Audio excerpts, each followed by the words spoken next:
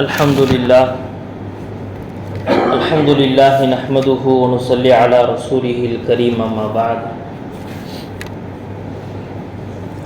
فقد قال الله تعالى في محكم التنزيل فأعوذ بالله من الشيطان الرجيم بسم الله الرحمن الرحيم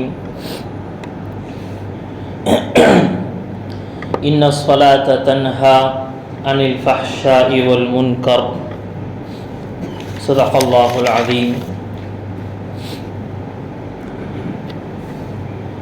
وقال نبينا عليه الصلاة والسلام ثلاث يضحك الله إليهم الرجل يقوم من الليل والقوم إذا صفوا في الصلاة والقوم إذا صفوا للقتال أو كما قال صلى الله عليه وسلم. கண்ணியமிக்க அல்லாஹ்வின் நல்லடியார்களே, இன்றைக்கு ஷாபான் மாதத்தினுடைய முதலாவது நாள், முதலாவது ஜும்ஆ. ரஜபுடைய மாதம் முடிந்து அடுத்து ஷாபானுடைய மாதத்தில் நாம் அடியெடுத்து வைத்திருக்கிறோம். ஷாபானுடைய மாதம் அப்படின்னு வந்துட்டாலே ரமலானுக்கு இன்னும் ரொம்ப தூரம் இல்லை அப்படிங்கிற அந்த எண்ணம் இருக்கு, நம்ம எல்லாத்துக்குமே வந்துடும். கண்ணியமிக்க அல்லாஹ்வின் நல்லடியார்களே, நம்மை கடந்து சென்ற இந்த ரஜபுடைய மாதம், இந்த ரஜபுடைய மாதம் இது அஷ்ஹுருல் ஹுரும் என்று சொல்லப்படக்கூடிய அல்லாஹுவால் சங்கைப்படுத்தப்பட்ட மாதங்களில் ஒன்று. அதே போல ஷாபானுக்கு அடுத்து வரக்கூடிய இந்த ரமலானுடைய மாதம் இதுவும் அல்லாஹ்விடத்தில் ஆக சிறப்பிற்குண்டான மாதம். இந்த ரஜபுக்கும் ஷாபானுக்கும் இடைப்பட்ட இந்த மாதம், இந்த மாதத்தை பற்றி நபி ஸல்லல்லாஹு அலைஹி வஸல்லம் அவர்களுடைய ஒரு ஹதீஸ் இவ்வாறு சொல்லப்படும். நபி அவங்க சொல்லுவாங்க, மக்கள் எல்லாம் இந்த ரஜபுக்கும் ரமதானுக்கும் இடையில் இருக்கக்கூடிய ஷாபானுடைய மாதத்தில் ஒரு பெரிய பொடுபோக்கில் இருக்கிறார்கள். ஆனால் இந்த மாதத்தை நான் எப்படி கழிக்கணும்னு நினைக்கிறேன்னு சொன்னால், இந்த மாதத்தில் என்னுடைய ஆண்டறிக்கை அல்லாஹ்விடத்தில் சமர்ப்பிக்கப்படுகிறது. ஒரு வருடத்தினுடைய என்னென்ன அமல்கள் செய்தேனோ இந்த அமல்கள் அல்லாஹ்விடத்தில் சமர்ப்பிக்கப்படும். அவ்வாறு சமர்ப்பிக்கப்படக்கூடிய நேரத்தில் நான் நோன்பாளியாக இருக்க வேண்டும் என்று ஆசைப்படுகிறேன் என்பதாக சொல்லுவார்கள். ஹஜ்ரத் ஆயிஷா ரலியல்லாஹு அன்ஹா அவர்கள் அறிவிக்கக்கூடிய ஒரு ஹதீஸ், அவங்க சொல்லுவாங்க, லம் யகுனின் நபிய ஸல்லல்லாஹு அலைஹி வஸல்லம் யஸூமு ஷஹரன் அக்ஸர மின் ஷஅபான். நபி ஸல்லல்லாஹு அலைஹி வஸல்லம் அவர்களை நாங்கள் கண்டதில்லை. எப்படின்னு சொன்னா, ஷாபானுடைய மாதத்தை விட மற்ற மாதங்களில் அதிகமாக நோன்பு வச்சு நாங்கள் பார்த்ததில்லை. ஷாபானுடைய மாதத்துல நபி அவர்கள் எவ்வளோ நோன்பு வைப்பாங்க அப்படின்னு சொன்னா, ஃபஇன்னஹு கான யஸூமு ஷஅபான குல்ல. நபி அவர்கள் இந்த ஷாபானுடைய மாதம் முழுக்கவே நோன்பு வைத்ததை போலத்தான் இருக்கும். நபி அவர்கள் இந்த ஷாபானுடைய மாதத்தில் நோன்பு வைப்பதற்குண்டான நிறைய காரணங்களை ஹதீஸ் துறை ஆசிரியர்கள் பட்டியலிட்டு காட்டுவார்கள். அதில் சொல்லுவாங்க, ரமலான் வருவதற்கு முன்பாக ஒரு வருடத்தில் நபி அவர்களுடைய வளமையில் சில நோன்புகள் இருக்கும். அந்த நோன்புகளில் ஏதாவது விடுபட்டு இருந்தால் அடுத்த ரமலான் வருவதற்கு முன்பாக அந்த கணக்கை நேர் பண்ணிடும், அந்த கணக்குகளை நேர் பண்ணிடும். பொதுவாக தொழில்துறைகள் இருக்கிறவங்களுக்கு தெரியும், இப்போ இந்த மார்ச் அப்படின்னு வரும்பொழுது என்னன்னா கொஞ்சம் பரபரப்பாயிரும். ஏன்னா மார்ச்சில் என்னன்னா வருஷத்துடைய கணக்கு முடிக்கணும் அப்படிங்கிறதுக்காக என்ன செய்வாங்க, அந்த கடன் யாருக்கு கொடுத்துருக்குறோம், யார்கிட்ட இருந்து வர வேண்டியது இருக்கு, எல்லா விதமான டோட்டல்களை என்ன செய்யணும் சொன்னா சரியான முறையில் அந்த மாசத்துல செஞ்சு முடிச்சிடும். கணக்கு வழக்குகள், வரவு செலவு கணக்குகள் எல்லாமே சரியாக நிவர்த்தி செய்யப்பட்டிருக்கணும் என்பதாக ஆசைப்படுகிறாங்க. இதை நபி ஸல்லல்லாஹு அலைஹி வஸல்லம் அவர்கள் இப்படி செய்தார்கள். அவர்களுடைய வருடத்தின் இடையில் ஏதாவது நோன்புகள் அமல்கள் விடுபட்டு இருந்தால் அதை பூர்த்தி செய்வதற்காக இந்த ஷாபானுடைய மாதத்தை பயன்படுத்தினார்கள். நபி அவர்கள் நோன்பு வைப்பதற்குண்டான இது ஒரு காரணம். இரண்டாவது இன்னொரு காரணம் என்ன, நபி ஸல்லல்லாஹு அலைஹி வஸல்லம் அவர்கள் ரமலானை வருவதற்கு முன்பாக ரமலானை கண்ணியப்படுத்தும் விதமாக நபி அவர்கள் ரமலானுடைய மாதத்தில் என்ன அமல செய்ய போறோமோ அந்த அமல்களை முன்கூட்டியே செய்ய ஆரம்பிக்கிறார்.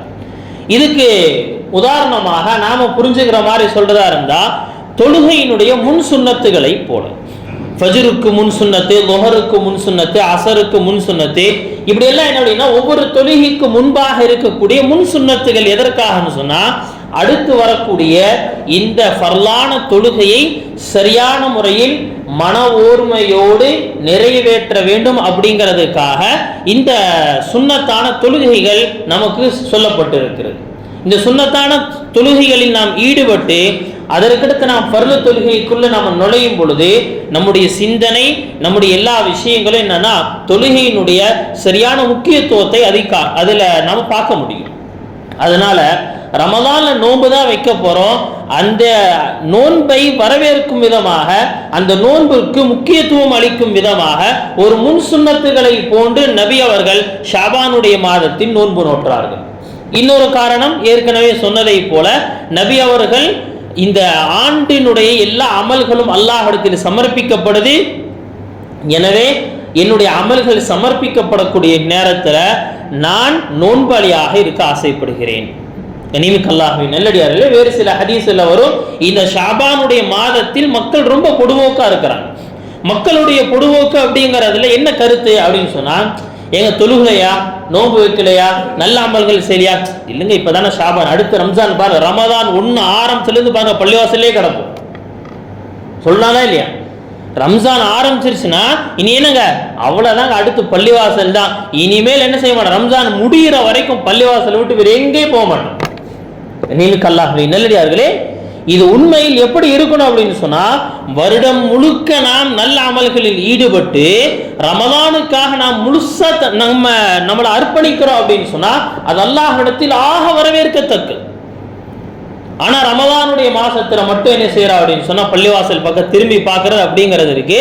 சொன்னாங்க இவர்கள் பண்பட்ட முஸ்லீம்கள் கிடையாது, இவர்கள் பண்பட்ட முஸ்லீம்கள் கிடையாது, சீசன் முஸ்லீம்கள். அந்த நேரத்தில் வருவாங்க, அந்த சீசன் முடிஞ்ச பிறகு போயிடுவாங்க.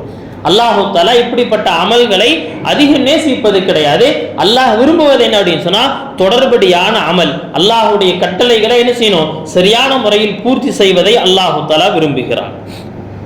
சரி, கனிமிக்க அல்லாஹ்வின் நல்லடியார்களே, நம்முடைய முன்னோர்களுடைய வழக்கம் எப்படி இருந்துச்சு, ஷாபானுடைய மாதம் வந்துருச்சுனாலே அவர்களுடைய அமல்கள் எல்லாமே எப்படி இருக்குன்னு சொன்னா அல்லாஹ்வை நெருங்கக்கூடிய எல்லா அமல்களையும் தொடர்ந்து செய்ய ஆரம்பிச்சிடும்.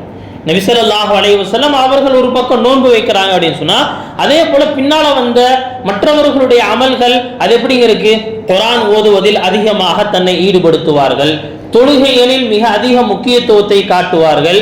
கனிமிக்க அல்லாஹ்வின் நல்லடியார்களே, ஆனா ரமலான் நெருங்க நெருங்க நெருங்க நெருங்க இன்னைக்கு நமக்கு வேற விதமான சிந்தனைகள், ஒவ்வொருத்தருக்கும் ஒவ்வொரு விதமான சிந்தனைகள். பொதுவா பள்ளியுடைய நிர்வாகங்கள் அப்படின்னு எடுத்துட்டோம்னா என்னது, பள்ளியில இப்ப என்ன செய்யணும் சொன்னா ரமலான் நெருங்கி வந்துச்சா இப்ப என்ன செய்யணும், நோன்பு கஞ்சி காய்ச்சணும், இஃப்தாருடைய ஏற்பாடு செய்யணும், அந்த சிந்தனை அந்த கவலை அவர்களை தொற்றிக்கொள்ளும். சரி, வியாபாரிகள் அவர்கள்ட்ட இருக்க சரக்க ரமலானை பயன்படுத்தி எப்படி விற்கலாம், எப்படி ஆஃபர்களை கொடுக்கலாம், அல்லது ரமலானுக்காக புதிய பர்ச்சேஸ்களை ஏதாவது வச்சுக்கலாமா அப்படின்னு சொல்லி அந்த சிந்தனைகள். பொதுமக்கள் என்ன அப்படின்னு சொன்னா அவர்கள் எப்படி துணிமணிகளை வாங்குறது, எப்படி பொருட்களை சேகரிக்கிறது, ரமலானுக்குண்டான வேறு விதமான தயாரிப்புகள். கனிமிக்க அல்லாஹ்வின் நல்லடியார்களே, இந்த சிந்தனைகள் எதுவும் தவறான சிந்தனைகள் அல்ல, ஆனால் இந்த சிந்தனைகள் எல்லை கடந்து போய்விடுகிறது நம்ம இடத்துல. இதுதான் விஷயம். என்னங்க, எல்லை கடந்து இந்த சிந்தனைகள் வலுத்து நிற்கும் பொழுது என்ன ஆகும் சொன்னா ரமலான் வந்ததும் தெரியல, போனதும் தெரியல, எப்படி வந்துச்சுன்னே தெரியலங்க, இப்பதான் ஆரம்பிச்ச மாதிரி இருந்துச்சு, முடிஞ்சு போச்சு அப்படின்னு நம்ம சர்வ சாதாரணமாக பேசிக்கிறோம். கனிமிக்க அல்லாஹ்வின் நல்லடியாரே, ரமலான் வந்து ரமலான் கழிந்து வெளியே போகும் பொழுது நான் அல்லாஹ்வுடைய மன்னிப்பை பெற்ற நிலையில் ரமலானை கழித்திருக்கிறேனா, இதான் நமக்கு பார்க்கணும். இதுதானே நாம பார்க்க வேண்டியது. அது யாராக இருந்தாலும் சரி, வியாபாரிகளாக இருந்தாலும் சரி, தொழிலாளிகளாக இருந்தாலும் சரி, பாமர ஜனங்களாக இருந்தாலும் சரி, எல்லாத்துடைய சிந்தனைகளிலும் அதிகம் குடிகொண்டிருக்க வேண்டியது என்ன அப்படின்னு சொன்னா ரமலான் நெருங்குதே, ரமலானுடைய தயாரிப்புகள் என்ன, ரமலானுடைய தயாரிப்புகள் என்ன. கண்ணியமிக்கல்லாகவே நல்லடியார்களே, பொதுவாகவே நம்ம எல்லாத்துக்குமே என்ன அப்படின்னு சொன்னா, ஏதாவது ஒரு சிறப்பான ஒரு நாளை சொல்லிருங்க, அந்த நாள்ல முழுசா அமல் செஞ்சுட்டு அவ்வளவுதான். அன்னைக்கு நைட்டோட என்ன செய்யணும்னு சொன்னா, மறுநாள் ஃபஜ்ரோட இருக்காது, மொத்தமா கஃபாரா ஓதிடுறது. அதுதான் இன்னைக்கு என்ன ஆச்சுன்னு சொன்னா நம்முடைய சிந்தனைகள். ஒரு நாளுங்க எல்லாம் செஞ்சு முடிச்சிடணும், அதுக்கடுத்து என்னங்க, அதுக்கடுத்து அடுத்து இன்னொரு நாள் எப்போ வரும்னு சொல்லுங்க, வரும். ஒண்ணுமில்ல, இப்ப கடந்து போன மேராஜுடைய இரவு, மேராஜுடைய இரவு வந்துருச்சு அப்படின்னே, எங்க மேராஜ் எப்பங்க வருது, ஏங்க என்ன செய்ய போறீங்க, மேராஜுக்குன்னு தனியா நோன்பு வைக்க போறோம், ஷரியத்துல சொல்லப்படல. மேராஜுக்குன்னு தனியா ஏதாவது சில முறைகளை வச்சு என்ன செய்யறது, இத்தனை குல்குல்லா சூரா ஓதி இத்தனை ரக்காத்துகளை தொழுதா உங்களுக்கு இப்படிப்பட்ட நன்மை கிடைக்குமா, அப்படியெல்லாம் எதுவுமே கிடையாது. அப்படியெல்லாம் எதுவுமே கிடையாது. ஆனா என்ன அப்படின்னு சொன்னா, அன்றைய ஒரே ஒரு இரவுக்காக, அன்றைய ஒரே ஒரு பகலுக்காக நாம் எடுக்கக்கூடிய அந்த முக்கியத்துவம் இருக்கே, அது எப்படி இருக்கு அப்படின்னு சொன்னா, மற்ற எல்லா நாளையும் நம்ம மறந்துறோம், அந்த ஒரு நாள் தான் நான் உண்மையான முஸ்லீம் அப்படிங்கிற மாதிரி நம்மளை காட்டிட்டு மறுநாள் எல்லாமே மறந்து விடுகிறோம். அல்லாஹ்வின் நல்லடியார்களே, மேராஜ் அப்படின்னு வரும் பொழுதே நம்ம எல்லாருடைய சிந்தனையில இதான் இருக்கு, சிறப்பான ஏதாவது சில அமல்களை சொல்லுங்க. அல்லாஹ்வின் நல்லடியார்களே, சிறப்பான இந்த அமல்களும் என்ன செய்யப்படல, அன்றைய இரவுக்குன்னு சொல்லப்படல. மாறாக அன்றைய இரவில் அல்லாஹு தஆலா நபி அவர்களின் மூலமாக நமக்கு கொடுத்த ஒரு மிகப்பெரிய ஒரு அன்பளிப்பாகிய அந்த தொழுகையை நம்முடைய வாழ்க்கை முழுக்க பேணுதலாக, வாழ்க்கை முழுக்க விடுபடாமல் பற்றி பிடிப்பதுதான் மேராஜுடைய இரவை நாம் கண்ணியப்படுத்தியதற்குண்டான அடையாளம். அல்லாஹ்வின் நல்லடியார்களே, இப்ப நம்முடைய முன்னோர்களுடைய வழக்கம் எப்படி இருந்துச்சு அப்படின்னு சொன்னா, சொல்லப்படுது சலமத் இப்னு குஹைல் ரஹிமஹுல்லாஹ் அவங்க சொல்றாங்க, ஷாபானுடைய மாதம் எங்களுடைய காலத்துல வந்துருச்சுன்னா சொல்லுவாங்களா, ஷஹரு ஷாபான் ஷஹருல் குர்ரா, குர்ஆனை மிக அதிகமாக ஓத வேண்டிய மாதம் வந்துருச்சு, குர்ஆனை மிக அதிகமாக ஓத வேண்டிய மாதம் வந்துருச்சு. இன்னொருத்தவங்களை பத்தி சொல்லப்படுது ஹபீப் இப்னு அபி சாபித், அவங்க சொல்லுவாங்க, இதா தஹல ஷஅபானு, ஷஅபானுடைய மாதம் வந்துருச்சா சொல்லுவாங்க ஷஹ்ருல் குர்ரா, இதோ குர்ஆன் ஓதக்கூடிய நபர்களுடைய அந்த மாதம் வந்து விட்டது. இன்னும் சொல்லுவாங்க அம்ர் இப்னு கைஸ் அப்படிங்கிறவங்கள பத்தி சொல்லப்படுது, ஷஅபானுடைய மாதம் வந்துருச்சுன்னு சொன்னா அக்லக ஹனூதஹு, கடையை சாத்திடுவாங்க. ரமதான் இல்லைங்க, ரமதானுக்கு முன்னாடி ஷாபானுடைய மாதம் வந்துட்டாலே அக்லக ஹனூதஹு, கடையை சாத்திடுவாங்க. வதஃபர்ரக லிகிராஅத்தில் குர்ஆன், குர்ஆனை ஓதுவதற்காக என்ன செய்வாங்க, முழு நேரத்தையும் செலவிடுவார்கள். முழு நேரத்தையும் என்ன செய்வாங்க, செலவிட ஆரம்பிச்சிருவாங்க குர்ஆனை ஓதுவதற்காக. அல்லாஹ்வின் நல்லடியார்களே, அப்போ நம்முடைய முன்னோர்களுடைய வழக்கம் எப்படி இருந்துச்சு அப்படின்னு சொன்னா, அவர்கள் நார்மலா என்னென்ன அமல்களை செய்து வந்தார்களோ ரமலானுடைய நெருக்கத்தில் அந்த அமல்களை அதிகப்படுத்தினார்கள், அந்த அமல்களை அதிகப்படுத்தினாங்க. அதனால் அல்லாஹ்வுடைய நெருக்கம் அவர்களுக்கு மிக அதிகமாக கிடைச்சிச்சு. அதான் சொல்லுவாங்க, ரமலான் வருவதற்கு முன்பாக யார் நல்ல அமல்களில் ஈடுபட்டு கொண்டு, நல்ல அமல்களில் தன்னை முழுமையாக ஈடுபடுத்தி கொண்டு தௌபாவோடு இஸ்திக்ஃபாரோடு ரமலானுடைய அந்த மாதத்திற்குள் நுழைகிறாரோ, அவர் ரமலான் மாதம் முழுக்கவே அல்லாஹ்வுடைய ரஹ்மத்துகளை மிக அதிகம் பெறக்கூடிய நபராக மாறிவிடுகிறார். அல்லாஹ்வின் நல்லடியார்களே, சரி, இதை நாம எங்கிருந்து துவங்குவது? நம்முடைய முன்னோர்கள் அதிகமாக குர்ஆன் ஓதுனாங்க அப்படின்னு சொல்றோம். சரி, நாம எங்கிருந்து துவங்குவது அப்படின்னா, நம்மளுடைய துவக்கம் அப்படிங்கிறது முதல் படிக்கட்டுல. ஏன்னா இன்னைக்கு என்னன்னா எந்த படிக்கட்டுலையுமே நாம இல்லை. உண்மையான முறையில் நம்மளை யோசிச்சு பார்த்தோம்னா எந்த படிக்கட்டுலையுமே இல்லை. நம்ம எங்கிருந்து ஆரம்பிக்கணும்? தொழுகை அப்படிங்கிற இந்த மேராஜுடைய இந்த பாடத்திலிருந்து தான் நாம் நம்முடைய இந்த ரமலானுடைய தயாரிப்புகளை ஆரம்பம் செய்ய வேண்டும். அல்லாஹ்வின் நல்லடியார்களே, இன்றைக்கு முழு உலகத்திலே என்ன செய்யப்படுதுன்னு சொன்னா, எங்கு பார்த்தாலும் முஸ்லீம்களுக்கு சிரமம் இருக்கு, முஸ்லீம்களுக்கு கஷ்டம் இருக்கு என்பதாக தொடர்ந்து பேசப்பட்டு கொண்டே இருக்கு. இப்போ என்னது, கடந்த வாரத்துல நம்முடைய நாடாளுமன்றத்துல இந்த செயல்முறைக்கு கொண்டு வரணும் அப்படிங்கிறதுக்காக ஒப்புதல் அளிக்கப்பட்ட இந்த யூசிசி, இந்த காமன் சிவில் கோடு, பொது சிவில் சட்டம், எல்லாத்துக்குமே என்ன அப்படின்னு சொன்னா பொதுவான சட்டம் அப்படிங்கிற இந்த நாட்டினுடைய அடிப்படை உரிமைகளுக்கும் நாட்டினுடைய மதச்சார்பின்மைக்கும் எதிராக கொண்டு வரப்பட்ட இந்த சட்டங்கள். அல்லாஹ்வின் நல்லடியார்களே, நம்ம ஒரு விஷயத்தை நன்றாக விளங்கிக் கொள்ளணும். இஸ்லாத்தினுடைய சட்டங்களுக்கு எதிராக ஒரு சட்டம் நம் மீது பாயுது அப்படின்னு சொன்னா அதுக்கு முதலாவது காரணி அரசாங்கம் கிடையாது. அதற்குண்டான முதலாவது காரணி நாம் தான். நம்முடைய வரலாறுல பார்க்கிறோம். இஸ்லாமிய வரலாறுகள்ல சில இடங்கள்ல பார்த்தீங்கன்னு சொன்னா முஸ்லீம்களுக்கு தொழுகை தடை செய்யப்பட்டுச்சு, சில இடத்துல முஸ்லீம்களுக்கு நோன்பு வைப்பது தடை செய்யப்பட்டுச்சு, சில இடத்துல முஸ்லீம்கள் குரான் ஓதுவது தடை செய்யப்பட்டுச்சு, குரானை வைப்பதை தடை செய்யப்பட்டுச்சு. அப்படிங்கிற பின்னால் வந்த சட்டத்தை மட்டும்தான் என்ன செய்யறோம், வரலாறுகளாக நாம படிக்கிறோம். நீனுக்கல்லாகவே நல்லடியார்களே, இந்த சட்டம் வருவதற்கு முன்பாக முதலில் அந்த முஸ்லீம்களுடைய நிலை எப்படி மாறியது, முஸ்லீம்களுடைய நிலைமை எப்படி மாறியது? நீனுக்கல்லாகவே நல்லடியார்களே, முஸ்லீம்கள் முதல்ல குர்ஆனுடைய விஷயத்தில் பொடுவோக்கை கையாண்டார்கள். எனவே குர்ஆன் அவர்களிடமிருந்து அரசாங்க தரப்பிலிருந்து பறிக்கப்பட்டது. தொழுகையில் அவர்கள் பொடுவோக்கை கையாண்டார்கள். எனவே அரசாங்க தரப்பிலிருந்து தொழுகையின் மீது அவர்களுக்கு தடை போடப்பட்டது. இஸ்லாத்தினுடைய அடையாளங்களை முதலில் முஸ்லீம்கள் புறக்கணிக்கிறார்கள். பின்னால் சட்டம் வருது, ஹிஜாப் போடுவதற்கு அரசாங்கம் தடை ஏற்படுத்துகிறது. இஸ்லாத்தினுடைய அடையாளங்களை வெளிக்காட்டுவதற்கு முஸ்லீம்கள் என்ன செய்யும், தயங்கி நின்றோ, நீ காட்டவே வேணாம் அப்படிங்கிறதுல நீ காட்டக்கூடாது என்ற சட்டத்தை பின்னால் அந்த அரசாங்கம் கொண்டு வந்து. நிமித்தல்லாகவே நல்லடியார்களே, ஒரு முஸ்லீம் அவருடைய செயல்களுக்கு பொதுவான தடை ஏற்படுது அப்படின்னு சொன்னா அதற்குண்டான முதல் காரணம் யாருன்னு சொன்னா ஒரு தனிப்பட்ட முஸ்லீம்களாக சேர்ந்து என்ன செய்யறாங்க, அவர்கள் தங்களுடைய தொழுகைகளை புறக்கணித்தார்கள். அல்லாஹ் என்ன செஞ்சானா, தொழுகை கூடாதுங்கிற சட்டத்தை கொண்டு வந்துட்டான். குர்ஆனை புறக்கணித்தார்கள். குர்ஆனை நீங்க வீட்டுல கூட வச்சிருக்க கூடாதுங்கிற சட்டம் வந்துருச்சு.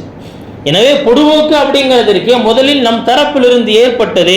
அந்த பொடுவோக்கை நாம் கலைத்து விட்டால் நீமிக்கல்லாகவே நல்லடியார்களே, நம்ம எல்லா விஷயத்திலும் என்ன செய்யலாம் சொன்னா, நாம் இந்த நாட்டினுடைய சட்டங்களை பயன்படுத்தியே நாம் இஸ்லாத்தின் முறைப்படி வாழ முடியும். குடும்பவியல் விவகாரத்துல நாம செய்த அநியாயங்கள் தான் என்ன செஞ்ச அப்படின்னு சொன்னா இன்னைக்கு இந்த யூசிசி என்று சொல்லப்படக்கூடிய பொது சிவில் சட்டம் கொண்டு வரப்படுவதற்கு காரணமானது.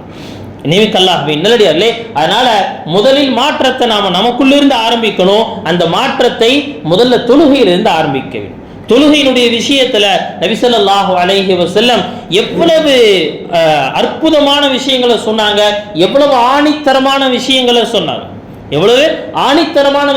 சொன்னாங்க. நபி ஸல்லல்லாஹு அலைஹி வஸல்லம் அவர்கள் சஹாபாக்களுக்கு தொழுகையை எடுத்து கொண்டு வந்து கொடுத்த நேரத்துல சஹாபாக்கள்கிட்ட அளவுக்கு அதிகமான மகிழ்ச்சி. அவர்களுடைய சின்ன சின்ன தேவைகளையும் தொழுகையின் மூலமாக என்ன செஞ்சாங்கன்னு சொன்னா பூர்த்தியாக்கி கொண்டார்கள். அவர்களிடத்தில் இந்த 2 ரக்காத்தினுடைய மதிப்பு என்னாச்சு, ஒரு முழு உலகத்தையும் ஆட்டி படைக்கக்கூடியதாக இருந்துச்சு. அவர்களுடைய துஆ எவ்வளவு வலுவானதாக இருந்துச்சு. அரிசிலிருந்து ஒரு சட்டத்தை இறக்கி கொண்டு வந்துருச்சு, ஒரு புதிய சட்டத்தை ஒரு பெண்ணுக்காக இறக்கி கொண்டு வந்துருச்சு. காரணம் என்ன, அவர்களுடைய தொழுகையிலும் அவர்களுடைய துஆவிலும் இருந்த வலு. நீமிக்கல்லாகவே நல்லடியார்களே, நபி ஸல்லல்லாஹு அலைஹி வஸல்லம் நமக்கு கொண்டு வந்து கொடுத்த இந்த தொழுகை அப்படிங்கிறது ஏதோ சில செயல்கள் அல்ல, மாறாக இந்த தொழுகை அப்படிங்கிறது மனிதனுடைய வாழ்க்கை பரிசுத்தப்படுத்தக்கூடியது. நபி அவங்க சொன்னாங்க, அல்லாஹ் தஆலா குர்ஆன்ல சொல்லி காட்டுவா, இன்ன ஸலாத்த தன்ஹா அனில் ஃபஹ்ஷாஇ வல் முன்கர். நீங்க தொழுகை நிறைவேற்றுங்க. தொழுகை என்ன தெரியுமா செய்யும், உங்களை மானக்கேடான வெட்கக்கேடான எல்லா காரியங்களிலிருந்தும் தொழுகை உங்களை தடுக்கும். தொழுகையாளிகள் தவறு செய்யலாம், ஆனால் அவர் நிரந்தரமாக தவறு செய்யக்கூடியவராக இருக்க மாட்டார். காரணம் என்ன, அவர் தொழக்கூடிய தொழுகையின் மூலமாக அவருக்கும் அவருடைய ரப்புக்கும் இடையில் ஏற்பட்ட அந்த இணைப்பிற்கு மிக சீக்கிரமாக என்ன செய்யும், அவரை பாவமான காரியங்களிலிருந்து பாதுகாத்து விடும். நபி ஸல்லல்லாஹு அலைஹி வஸல்லம் ஒரு ஹதீஸ்ல ஒரு உதாரணத்தை சொல்றாங்க. புகாரி முஸ்லிம்ல பதிவு செய்யப்பட்டிருக்கக்கூடிய ஹதீஸ். அபூ ஹுரைரா ரலியல்லாஹு அன்ஹு சொல்றாங்க, நபியும் ஒரு தடவை சொன்னாங்களா, உங்கள ஒருவருடைய வீட்டு வாசலுக்கு முன்னாடி ஒரு ஆறு ஓடிக்கொண்டிருக்கு. அந்த ஆத்துல தினம் அவர் 5 நேரம் குளிக்கிறார். தினம் அவர் 5 நேரம் குளிக்கிறார். அப்படி குளிச்சா ஹல் மின் பதனிஹி ஹல் ஃபீ பதனிஹி ஷைஉன், அவருடைய உடம்புல கொஞ்சமாவது அழுக்கு இருக்குமான்னு கேட்டாங்க. யாரும் சொல்ல இல்ல இருக்காது. சொன்னாங்க, இதே போலதான் 5 நேரத்தினுடைய தொழுகை. 5 நேரத்தினுடைய தொழுகையை தொழுது உங்களுடைய உள்ளத்தை உங்களுடைய அமல் நாமா பட்டோலைகளை எப்படி மாற்றிக்கொள்ள முடியும்? பாவமற்றதாக மாற்றிக்கொள்ள முடியும். ஒவ்வொரு சமயத்திலும் நாம் தொழுகும் பொழுது நம்முடைய பாவங்களை மன்னிப்பதற்காக அல்லாஹ் தஆலா காத்திருக்கிறார். பாருங்க, பாவம் மன்னிக்கப்படுதல் அப்படிங்கிற சாதாரண விஷயம் இல்ல. ஒரே ஒரு சின்ன பாவத்தினுடைய பீடைத்தனம் இருக்கே, நம்முடைய முழு வாழ்க்கையும் பாதிச்சிடும். அல்லாஹ் தஆலா அப்படிப்பட்ட பாவங்கள் எல்லாத்தையும் மன்னிப்பதற்குண்டான அந்த ஒரு அழகான ஒரு விஷயமாக இந்த தொழுகை ஆக்கி கொடுத்திருக்கார். தொழுகை எப்படி எல்லாம் என்ன செய்யப்பட்டிருக்கு? நமக்கு நிலைநாட்டப்பட்டிருக்கு. தொழுங்க அப்படிங்கிற வார்த்தையை சொல்லல, தொழுகையை நிலைநாட்டுங்க. தொழுகையை நிலைநாட்டுங்க. ஈமானையும் குஃப்ரையும் வேறுபடுத்தி காட்டுவது உங்களுடைய தொழுகை. நீ காஃபிரா முஸ்லிமா அப்படிங்கிறத எதை வச்சு நாம நிர்ணயிக்க முடியும்? ஒரு காஃபிர் நின்று இருக்கிறார், ஒரு முஸ்லிம் நின்று இருக்கிறார், பாங்கு சொல்லப்பட்டுச்சு, ரெண்டு பேருமே அதே இடத்துல நிக்கிறாங்கன்னு சொன்னா ரெண்டு பேரும் அல்லாஹ்வுடைய பார்வையில் சமம். கடைவீதியில பாங்கு சொல்லப்பட்டுருச்சு, முஸ்லீம்களும் கடைவீதியில் இருக்கிறாங்க, முஸ்லீம் அல்லாதவர்களும் கடைவீதியில் இருக்கிறாங்க. பாங்கு சொல்லப்பட்டுச்சு, முஸ்லீம்களுடைய கடைவீதியில எந்த பரபரப்பும் இல்லை அப்படின்னு சொன்னா அவர்களும் முஸ்லீம் அல்லாதவர்களும் அல்லாஹ்வுடைய பார்வையில் சமம். பாங்கு சொல்லப்பட்ட பிறகு கடைவீதியில ஒரு பரபரப்பு, என்னங்க பாங்கு சொல்லப்பட்டுச்சு, முஸ்லீம்கள் தொழுகைக்காக கிளம்பி போறாங்க. கண்ணியமிக்க அல்லாஹ்வின் நல்லடியார்களே, இப்பொழுது நாம் அல்லாஹ்வுடைய பார்வையில் உயர்ந்து நிற்கிறோம். அல்லாஹ்வுடைய பார்வையில நாம் உயர்ந்து நிற்கிறோம். எப்ப நாம அல்லாஹ்வுடைய பார்வையில் உயர்வோமோ அப்பொழுதுதான் நாம் மற்றவர்களுடைய பார்வையிலும் உயர்வோம். அதனாலதான் இந்த தொழுகை அப்படிங்கிறது உங்களுக்கு உயர்வை தரணும் அப்படிங்கறதுக்காகத்தான் இந்த தொழுகையை அல்லாஹ் பூமியில வச்சு கொடுக்கல, அரிசியில் வைத்து நம்முடைய நபிக்கு கொடுத்தார். ஏன்? இந்த தொழுகையின் மூலமாக நீங்கள் என்ன செய்ய முடியும்? உயர்ந்த ரப்பை அடைந்து நீங்கள் இந்த உலகத்தில் உயர்ந்த மனிதர்களாக ஆகுவீங்க. 50 நேரத்தினுடைய தொழுகை நம்ம எல்லாத்துக்குமே அந்த வரலாறு தெரியும். கடைசியாக குறைச்சு 5 நேரத்துடைய தொழுகை. மூசா அலைஹிஸ்ஸலாம் சொன்னாங்களா, நபியே முஹம்மதே, இதையும் கொண்டு போய் திரும்ப அல்லாஹ்ட்ட கொடுத்து கொஞ்சம் குறைச்சிட்டு வந்துருங்க. சொன்னால இல்ல 5 குறைக்கப்பட்டுச்சு, இதுவும் இல்லாம போச்சுன்னா என்னுடைய உம்மத்துக்கு நான் வெறுங்கையாகத்தான் போவேன். அல்லாஹ் தஆலா என்னங்க வாக்குறுதி கொடுத்தா? நீங்க தொழுவது 5 நேரம் தான், ஆனால் நான் நன்மையில் 50 நேரத்தினுடைய நன்மையை கொடுத்துருவேன். தொழுகிறது 5 தான், ஆனா என்ன செய்வேன்? நான் உங்களுக்கு நன்மையை 50 நேரத்தினுடைய நன்மையாக ஆக்கி விடுவேன். நியமிக்க அல்லாஹ்வின் நல்லடியார்களே, அல்லாஹ் தஆலா சூரா மரியம்ல நபிமார்களுடைய வரலாறுகளை சொல்லிட்டே வந்து, நபிமார்களுடைய சில தன்மைகளை சொல்லிட்டே வந்து, கடைசியாக அல்லாஹ் தஆலா அந்த நபிமார்களுடைய அந்த வரலாற்றை முடிச்சு இன்னொரு ஆயத்தை ஆரம்பிப்பான். அந்த ஆயத்தில் சொல்லப்படும், فَخَلَفَ مِنْ بَعْدِهِمْ خَلْفٌ أَضَاعُوا الصَّلَاةَ وَاتَّبَعُوا الشَّهَوَاتِ فَسَوْفَ يَلْقَوْنَ غَيًّا. இந்த நபிமார்கள் நல்லடியார்கள் எல்லாத்தையும் சொல்லிட்டு அதற்கடுத்து சொல்லுவார், இவர்களுக்கு பிறகு ஒரு கூட்டம் இந்த உலகத்தில் வந்தது, மகா மோசமானவர்கள். மகா மோசமானவர்கள். அவங்களுடைய முதலாவது விஷயம் என்ன தெரியுமா? அதாஉ ஸலாத், தொழுகையை அவர்கள் வீணடிப்பார்கள். தொழுகை என்ன செய்வாங்க? அவர்கள் வீணடிப்பார்கள். கண்ணியமிக்க அல்லாஹ்வின் நல்லடியார்களே, ஒவ்வொருத்தரும் நாம நம்முடைய நெஞ்சில கை வச்சு சொல்லணும், நாம நம்முடைய தொழுகைகளில் எப்படி இருக்கிறோம்? நாம் தொழுகையை பேணி பாதுகாக்கிறோமா அல்லது தொழுகையை வீணடிக்கிறோமா? இமாம் இப்ராஹிம் ரஹிமஹுல்லாஹ் சொல்லுவாங்க, இந்த ஆயத்தினுடைய விளக்கத்தை சொல்லிட்டு ரொம்ப சொல்லுவாங்க, தொழுகையை வீணடித்தல் அப்படிங்கிறதுனா என்னங்க? தொழுகையை வீணடித்தல் அப்படிங்கிறதுனா என்ன சொல்லுவாங்க? யதராக்கபூன தராக்குபுல் அன்ஆமி வல் ஹுமுர் ஃபித்துர். தொழுகையுடைய நேரம் வந்த பிறகும் கூட, தொழுகையுடைய நேரம் வந்த பிறகும் கூட ஆடு மாடுகளை போல கழுதைகளை போல என்ன செய்வாங்கன்னு சொன்னா தெருக்களில் சுற்றி கொண்டிருப்பார்கள். லா யகாஃபூன அல்லாஹ ஃபிஸ் ஸமா, வானத்திலிருந்து வேதனை இறங்கிரும் அப்படின்னு அல்லாஹ்வுடைய பயமும் இல்ல. வலா யஸ்தஹ்யூன நாஸ ஃபில் அர்த், பூமியில மற்ற மக்கள் பார்க்கறாங்களே தொழுகையுடைய நேரம் ஆயிருச்சு, இவர் இந்த இடத்துல கடைவீதி நின்றுக்கிறாரே அப்படின்னு பார்த்தா ஒரு வெட்க உணர்வு ஏற்படும். அந்த வெட்கமும் கூட இல்லாதவர்கள் தான் தொழுகையுடைய நேரத்துல கடைவீதி என்ன செய்யறாரு? சர்வசாதாரணமா நின்றுக்கிறார், ஃப்ரீயா இருக்கிறாரு, தொழுகைக்கு போகலாம், ஆனாலும் போவதற்கு தயாராக இல்லை, அப்படியே சுத்தி கொண்டிருக்கிறாரு. இவருடைய நடையை பற்றி சொன்னாங்க, இவர்களுடைய நடையும் ஆடு மாடுகளுடைய நடையும் ஒன்றுதான். இவர்களுடைய நடையும் கழுதைகளுடைய நடையும் ஒன்றுதான். காரணம் என்ன தெரியுமா? இவர்களுக்கு அல்லாஹுடைய பயமும் இல்லை, மக்களை பார்த்து வெட்க உணர்வு கூட இல்லை. வெட்க உணர்வு கூட இல்ல.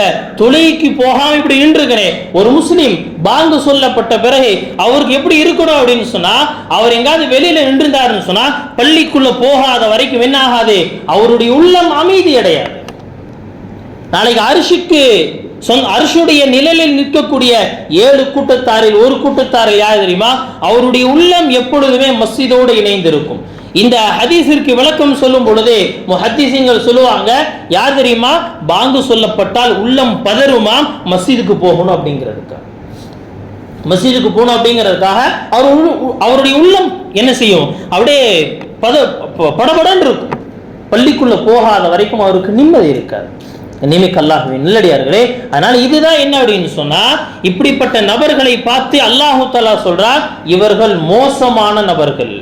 இவங்க என்ன செஞ்சாங்க? இவருடைய முதலாவது குற்றம் என்ன தெரியுமா? இவர்கள் தொழுகையை வீணடித்தவர்கள். தொழுகையை வீணடிச்சாங்க. எப்ப இவர்கள் தொழுகையை வீணடித்தார்களோ அடுத்த கட்டமாக வத்தபஉ ஷஹவாத், மனசுக்கு தோன்றதெல்லாம் செய்வாங்க. தொழுகையை வீணடித்த இந்த மக்களுடைய அடுத்த குணம் என்ன? மனசுக்கு தோன்றதெல்லாம் நல்லதுன்னு நினைச்சு அவர்கள் பின்பற்றி கொண்டிருப்பார்கள். கடைசியா என்ன தெரியுமா? ஃபஸௌஃப யல்கௌன கய்யா, அவர்கள் நரகத்துக்கு தான் போய் சேருவார்கள். நிமிக் அல்லாஹ்வின் நல்லடி, இது அல்லாஹு தஆலா தொழுகையை விடுபவர்களுக்காக கொடுக்கக்கூடிய ஸ்டேட்மெண்ட். தொழுகையை விட ஆரம்பிச்சிட்டார் ஒரு முஸ்லீம் அப்படின்னு சொன்னா அடுத்தடுத்து எல்லா விதமான பாவங்களையும் என்ன செய்வாரு? சர்வ சாதாரணமாக செய்ய ஆரம்பிச்சிருவார். நிமிக் அல்லாஹ்வின் நல்லடியாலே, அதனால ரமலான் நெருங்கக்கூடிய இந்த தருணத்துல நம்மை நாம் எங்கிருந்து மாற்றிக்கொள்ளணும் அப்படின்னு சொன்னா, நாம் நம்முடைய தொழுகையிலிருந்து மாற்றணும். நாம நம்முடைய தொழுகையிலிருந்து மாற்றணும். தொழுகை அப்படிங்கிறது வெறும் சின்ன சின்ன செயல்களுக்கு இல்ல. தொழுகை அப்படிங்கிறது அதனுடைய உதுவிலிருந்து ஆரம்பிச்சு சலாம் வரைக்கும் அழகான ஒரு கட்டமைப்பு. ஒரு காஃபிரான ஒரு மனிதர், ஒரு சஹாபியினுடைய அந்த தொழுகையை பார்த்து முஸ்லீம் ஆகிறார். மா அஹ்ஸனஸ் ஸலா, எவ்வளவு அழகான தொழுகை முறை. இன்னைக்கு முஸ்லீமான எத்தனையோ பேர் என்னங்க பள்ளிவாசல வந்து பார்க்கணுங்க, தொழுகையில் நின்றுக்கக்கூடிய அந்த முறை இருக்கே, அதை பார்த்து எனக்கு இஸ்லாத்தின் மேல ஈர்ப்பு ஏற்பட்டுச்சு. நிமிக் அல்லாஹ்வின் தொழுகையினுடைய சஃபினுடைய முறை, தொழுகையில சஃப்ல நிற்கக்கூடிய முறை. இந்த கொரோனாவுக்கு பிறகு ஏற்பட்ட பெரிய கொரோனா என்ன அப்படின்னு சொன்னா, தொழுகையில பாருங்க தோளோடு தோள் சேர்த்து நிக்கிறதே கிடையாது. ஏதோ இப்படி தள்ளி நில்லுங்க, நெருக்கமா நில்லுங்கன்னு சொன்னா முதல் சஃப் சரியாருமே தவிர ரெண்டாவது சஃப் அதே மாதிரி தான் இருக்கும். ரெண்டாவது சஃப் அப்படியே கேப்போடையே தான் இருக்கும். எல்லாத்தையும் என்ன செஞ்சோம்? அப்படியே நெருக்கமாக்கி வச்சா இன்னும் 2 பேர் 3 பேர் நிக்கலாம். நிமித் அல்லாஹ்வின் நல்லடியார்களே, நபி ஸல்லல்லாஹு அலைஹி வஸல்லம் அந்த சஹாபாக்களுடைய அந்த தோள் புஜங்களை பிடிச்சு சரியாக்குவாங்க. ஒரு சமயத்தில் சொல்லுவாங்களா, அலா தசுஃபூன கமா தசுஃபுல் மலாயிகா இன்த ரப்பிஹா, மலக்குமார்கள் தங்களுடைய ரப்புக்கு முன்னாடி எப்படி நிற்கிறாங்களோ அது மாதிரி நிற்க மாட்டீங்களா கேட்டாங்க சஹாபாக்கள். எல்லாரும் சொல்ல, மலக்குகள் எப்படி நிற்பாங்க?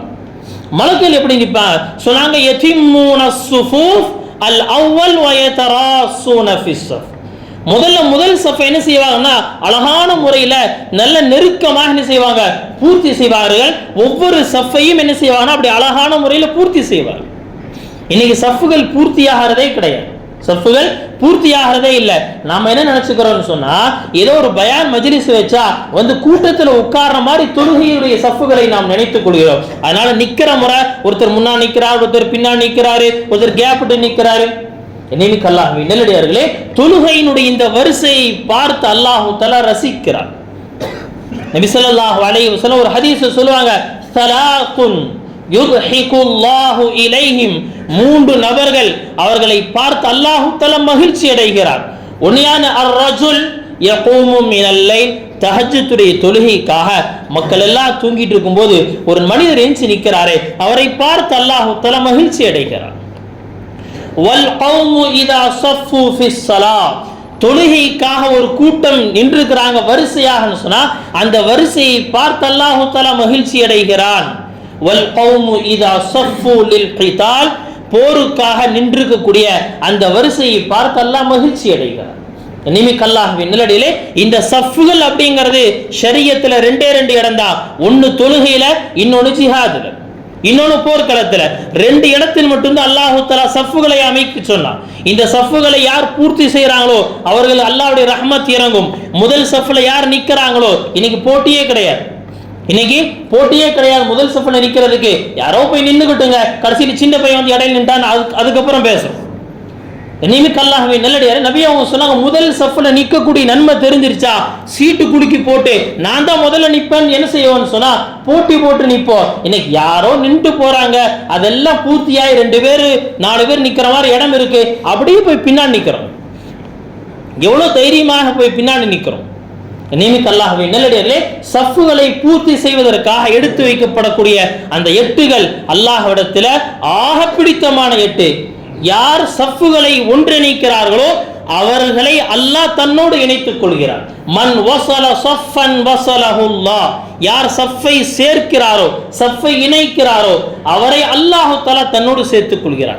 வமன் கதஅ ஸஃபன் கதஅஹுல்லாஹ், யார் சஃப்பை துண்டிக்கிறாரோ அவர் அல்லாஹ் தஆலாவும் துண்டிச்சு விடுறார். சஃப்ல இடம் இருக்கு, பின்னாடி போய் நிக்கிறாரு, அல்லாஹ் அவர்களை ரஹ்மத்தை விட்டு துண்டிச்சிருவான். அல்லாஹ்வின் நல்லடியாரே, இதெல்லாம் ஹதீஸுடைய வார்த்தைகள். அதனால என்ன செய்யணும் சொன்னா நம்ம எல்லா விதத்திலையும் என்ன செய்யணும், நாம் நம்மை சரி செய்து கொள்ள வேண்டும். அது தொழுகையிலிருந்து ஆரம்பிப்போம் இன்ஷா அல்லாஹ். முதல் படிக்கட்டாகிய தொழுகையில நாம் இதை ஆரம்பித்து ரமதான் முடியக்கூடிய தருணத்துல நரகத்தினுடைய விடுதலை அடையக்கூடிய நற்பாக்கியத்தை அல்லாஹ் நம் அனைவருக்கும் தருவானாக. வ ஆகிரு தஅவானா அனில் ஹம்துலில்லாஹி ரப்பில் ஆலமீன். சுன்னத்துடன்